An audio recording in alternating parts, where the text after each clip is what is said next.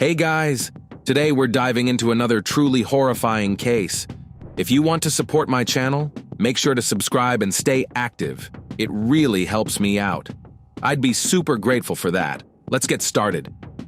On November 11th, 2010, in one of Cape Town's most underprivileged neighborhoods, locals stumbled upon an abandoned car with shattered windows. Inside the back seat was the lifeless body of a young woman who had recently traveled to South Africa with her husband for their honeymoon. What initially appeared to be a random crime quickly unraveled into something far more complex. Questions began to surface. Why were they in such a dangerous area late at night? What role did her husband Shrien play in the events? And what lay behind the conflicting accounts of their story? This marked the beginning of one of the most puzzling cases of the decade. Annie Dewani seemed to be on the brink of a perfect life. In February 2010, she moved from Sweden to London to be closer to her fiancé, Shrien Dewani. It was a natural progression for a whirlwind romance that had only begun 6 months earlier. Their introduction was orchestrated by Annie's aunt, who believed Shrien was an ideal match for her niece. But behind this seemingly flawless pairing lay a web of circumstances far more intricate than anyone could have anticipated. Shrien Dewani, a 30-year-old businessman from Bristol, didn't leave much of an impression on Annie during their first meeting. Arranged by her aunt, their initial date was unremarkable for Annie. However, their second encounter proved transformative. Shrien invited her to see The Lion King musical in the West End, an experience that left Annie deeply moved.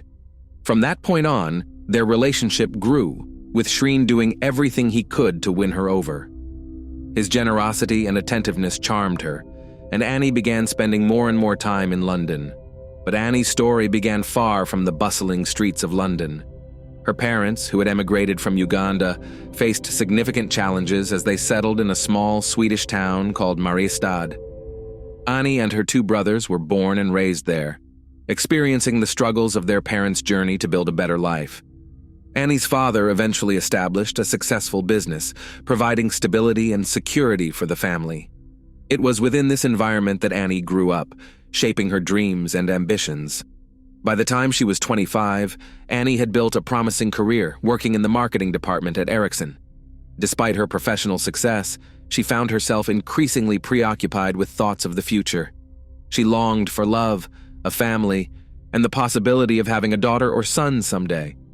London became a city of new opportunities and connections for her. Visits to relatives opened her eyes to its vibrant possibilities. Ultimately, London became the backdrop for the fateful meeting between her and Shrien. Shrien's family, wealthy and influential, owned a chain of daycare centers across the UK. However, Shrien didn't limit himself to the family business.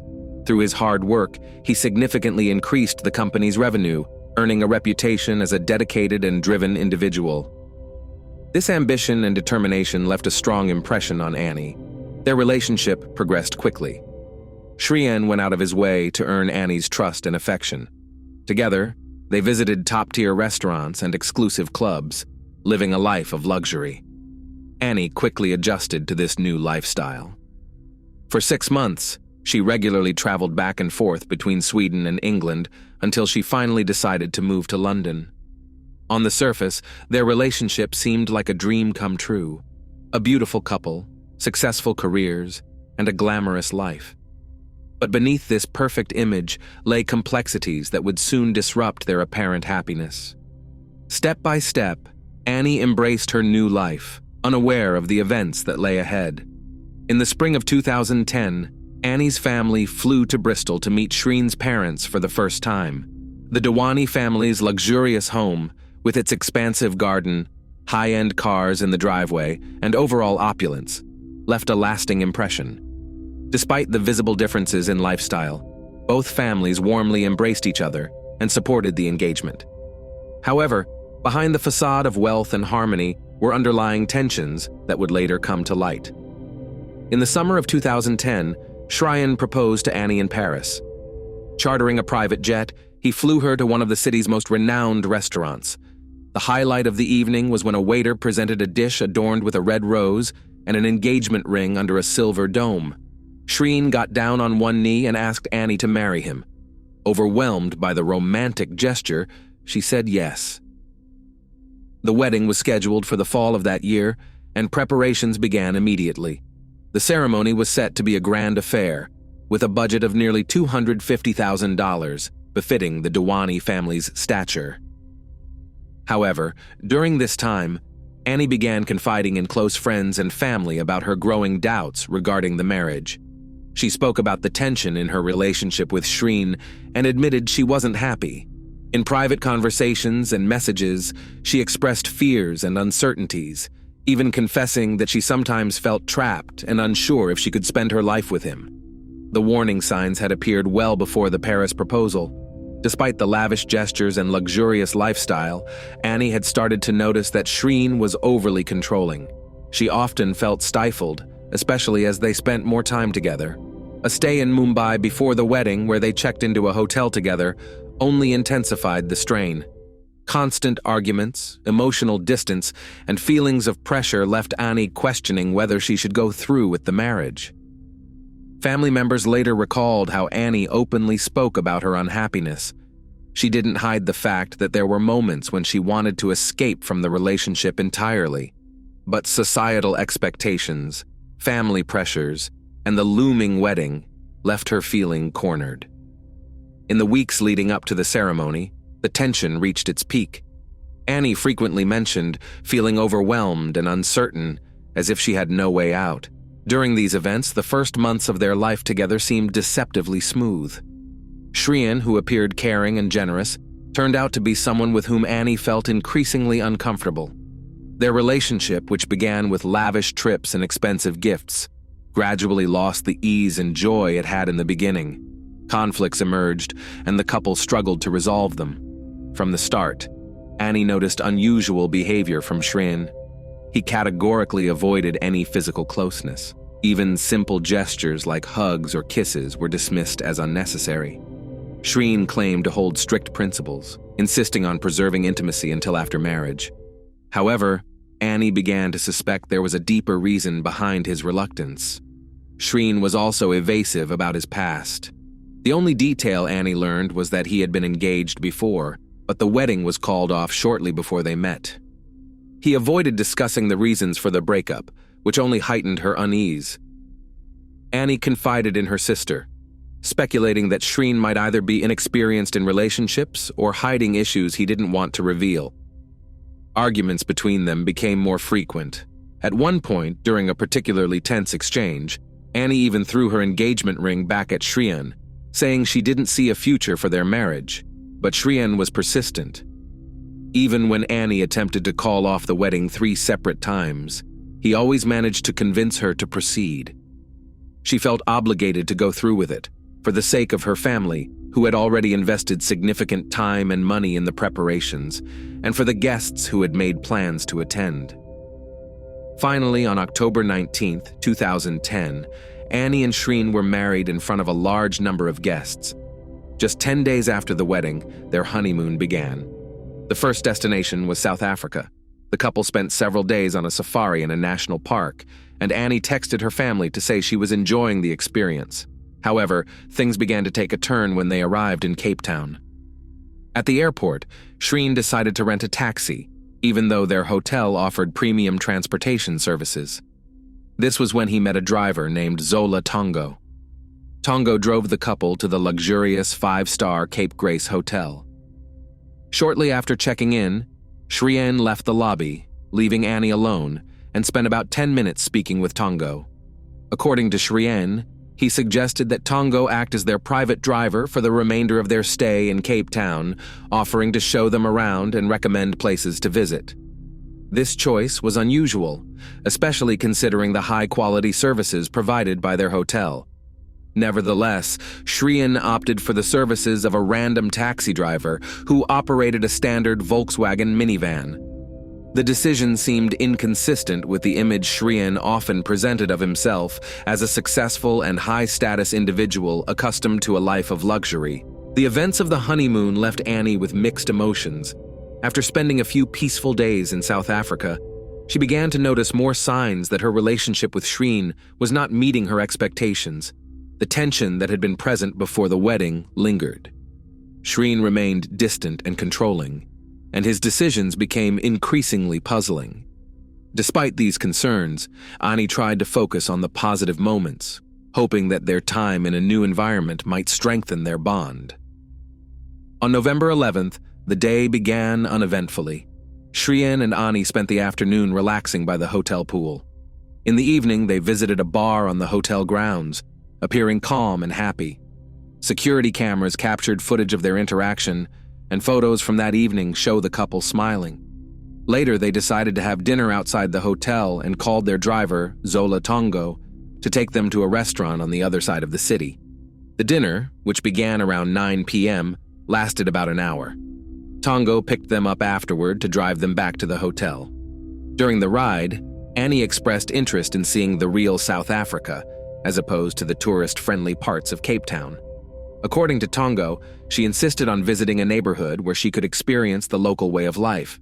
Tongo suggested Gugulethu, a notoriously dangerous area known for its high crime rates. Between 2005 and 2010, the neighborhood recorded more than 700 crimes classified as serious offenses. Despite warnings about the risks, Shrien and Annie agreed to the detour. At approximately 10:45 p.m., the vehicle stopped at an intersection. Two armed men approached the car. One of them shattered the driver's side window with the handle of a firearm, then opened the door and forced Tongo out of the car. The perpetrators took over the front seats, leaving Shrien and Annie in the back. From that moment, the situation spiraled into chaos. The armed men, aggressive and demanding, began ordering Annie to hand over her jewelry and other valuables. They assured the couple they didn't intend to harm them, but warned that they would release the two separately. Annie and Shrien begged not to be separated, but the attackers insisted. About an hour into the ordeal, the vehicle stopped, and the assailants forcibly removed Shrien from the car through the broken window. Before leaving him behind, they confiscated his phone to prevent him from contacting law enforcement immediately. Left alone on the side of the road, Shrien started yelling for help. He knocked on the doors of nearby homes until a local resident finally let him in. Still in shock, Shrien asked the resident to contact the police. Meanwhile, Tongo, who had been released earlier by the attackers, had already alerted the authorities. A search operation was launched, with Ani now classified as missing.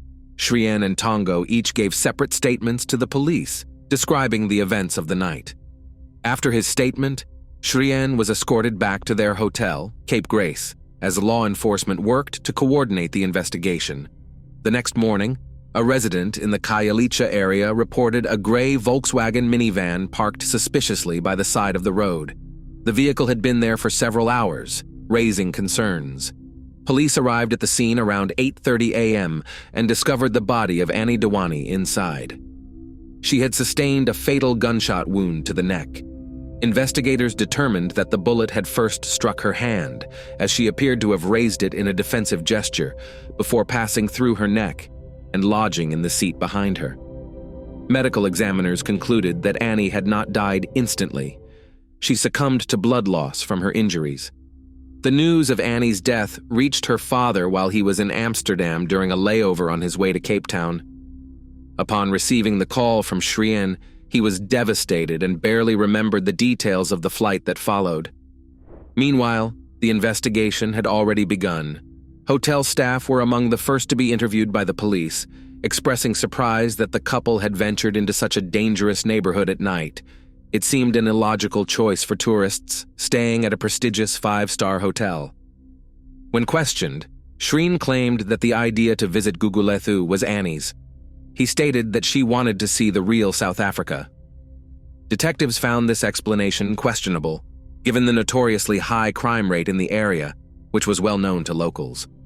Even taxi drivers typically avoided taking tourists there after dark. As the interrogations continued, the police began gathering evidence. One of the first breakthroughs came when fingerprints were discovered inside the minivan. They belonged to Zolile Mngeni, a man with a prior criminal record. Police apprehended him later that same day. Mngeni was found at home with 2 women and another man, apparently having recently returned from a nightclub where they had been drinking and using banned substances. Meanwhile, questions about the circumstances of the crime continued to pile up. From the outset, Detectives struggled to identify a motive. No ransom demands had been made, ruling out kidnapping for financial gain. There were also no indications of an assault with intent, which eliminated another possible explanation. Additionally, the attackers had not destroyed the vehicle to hide evidence, a common practice, and they had released both Shrien and the driver, leaving two witnesses who could identify them. Shrien, for his part, contacted Annie's relatives in Bristol to inform them of the tragedy. In a phone call, he apologized for not being able to protect her. His words seemed heartfelt, but they also raised questions among investigators. Why would an experienced taxi driver agree to take them into such a dangerous area? Why did Shrien allow the trip, knowing the potential risks? These and other questions became central to the ongoing investigation, which was soon to take an unexpected turn. While Shrien had returned to the UK, South African police uncovered new evidence shedding light on the circumstances of Annie's death. During a search of Zolile Mngeni's residence, they found items stolen from the minivan that had belonged to Annie. Under questioning, Mngeni admitted to the crime and provided the name of his accomplice, Mziwamadoda Kwabe. 2 days later, Kwabe was also taken into custody. At this point, the case seemed resolved, with investigators concluding that the crime was a random robbery gone wrong. But just days later, Mngeni gave a new statement. He alleged that the crime had been orchestrated and implicated another individual, referred to as Malo. In the police station hallway, Kwabe shouted at Malo to tell the truth, prompting another revelation: the involvement of the taxi driver, Zola Tongo. Initially seen as a victim of circumstance, Tongo suddenly became a key figure in the investigation. Faced with mounting evidence, Tongo agreed to cooperate with prosecutors and provided a confession. According to his account, the mastermind behind the crime was none other than Shrien Dewani. Tongo claimed that the day after the couple arrived in Cape Town, Shrien approached him with a proposal. Surveillance footage from the hotel confirmed the interaction. Shrien was seen leaving the lobby while Annie remained inside and speaking with Tongo for about 10 minutes. During this conversation, Tongo alleged, Shrien revealed that he wanted to get rid of someone, clarifying that he was referring to his wife. Meanwhile, just days earlier, a funeral service for Annie had taken place in London. The ceremony was held in a large rented hall where dozens of people gathered to pay their respects. Following the cremation, Annie's ashes were scattered over Lake Vänern in Sweden, where she had spent her childhood. However, Shrien's behavior in the days leading up to the funeral raised concerns among Annie's family. On the evening before the ceremony, Shrien hosted a pizza party, which her relatives found strange and inappropriate. His demeanor and actions seemed out of place for the somber occasion, deepening the suspicions of those closest to Annie. The allegations against Shrien shocked everyone who knew the couple. Annie's family was devastated when they learned of the version of events presented by Zola Tongo. The driver, previously seen as a respectable individual, claimed that the crime had been planned even before the couple arrived in South Africa. Tongo's recollections and the details he provided dramatically shifted the trajectory of the case, casting doubt on the initial narrative of a random attack. Upon arriving in Cape Town, Shrien Dewani and Zola Tongo began frequent communication. According to investigators, Tongo became a central figure in coordinating the crime. He alleged that, at Shrien's request, he contacted a third party, referred to as Malo, who then recruited two individuals, Zamamdoda Kwabe and Zolile Mngeni, to carry out the abduction and killing of Annie Dewani. The specifics of the arrangement, as described by Tongo, were shocking. Despite Shrien's considerable wealth, he reportedly offered only 15,000 South African rand, about $1,000 at the time, for the act. Tongo claimed that Shrien insisted the plan be executed quickly. To coordinate, they relied on text messages rather than phone calls to avoid raising Annie's suspicions. Cell phone records obtained by police revealed extensive communication between Shrien and Tongo on the day the couple arrived in Cape Town. However, the exact content of their messages could not be recovered because the texts had been deleted before investigators accessed the phones. This lack of evidence made the investigation more challenging, but did not rule out suspicions.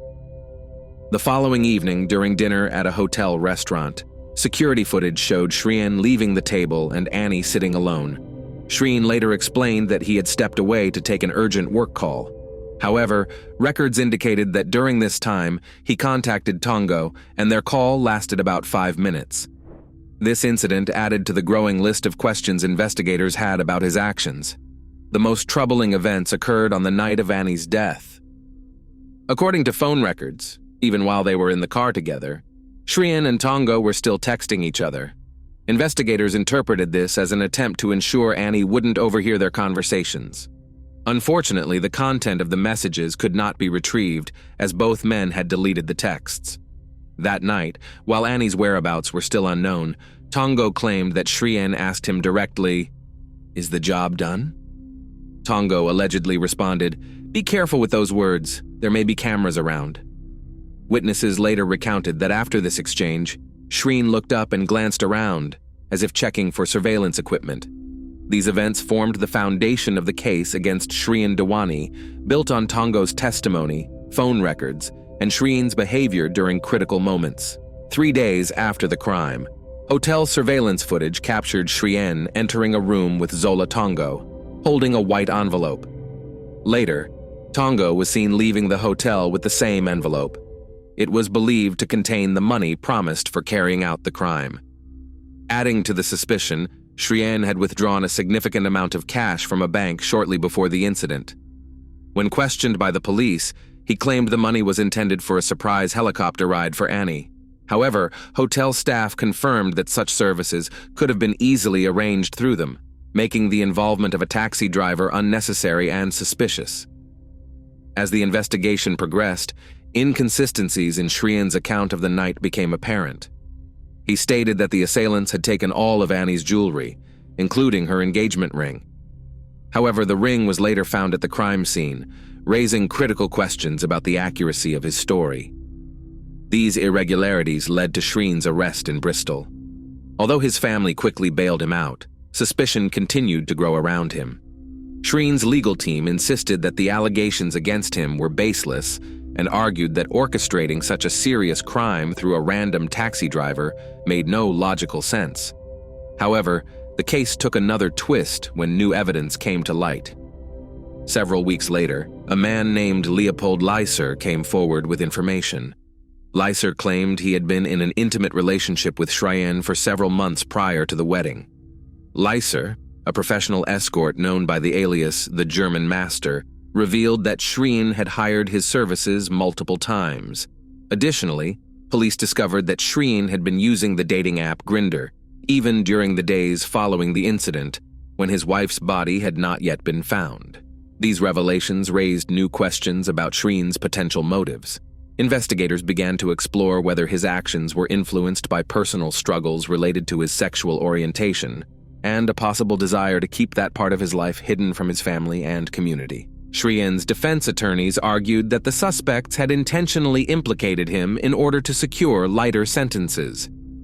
Critics of this theory questioned how to explain the suspicious phone calls, deleted messages, and the large cash withdrawal made the day before the crime. 4 individuals involved in the abduction and death of Annie were arrested. 3 of them received prison sentences. Initially, none of them named Shrien as the mastermind behind the crime. His name surfaced only later, raising doubts about the credibility of their statements. Meanwhile, investigators continued searching for evidence to either confirm or refute Shrien's alleged involvement. Shrien was eventually extradited to South Africa to stand trial. His attorneys argued that the case should be dismissed due to a lack of concrete evidence. The court granted the motion, and Shrien was acquitted of all charges. After his release, he returned to his regular life. Today, Shrien openly acknowledges his orientation and lives with Brazilian photographer Gladson Lopez Martins. The two frequently travel and share glimpses of their life together on social media. This turn of events has raised numerous questions within Annie's family. Her father publicly described Shrien's actions as not only a betrayal, but also a profound insult to the memory of his daughter. Shrien Dewani remains one of the most controversial figures associated with this tragedy. His acquittal did little to provide closure for Annie's family, who still grapple with unanswered questions about his true role, motives, and actions on that fateful day. Although the case has officially been closed, public debate continues, with people divided over what they believe truly happened. Thanks for watching, everyone.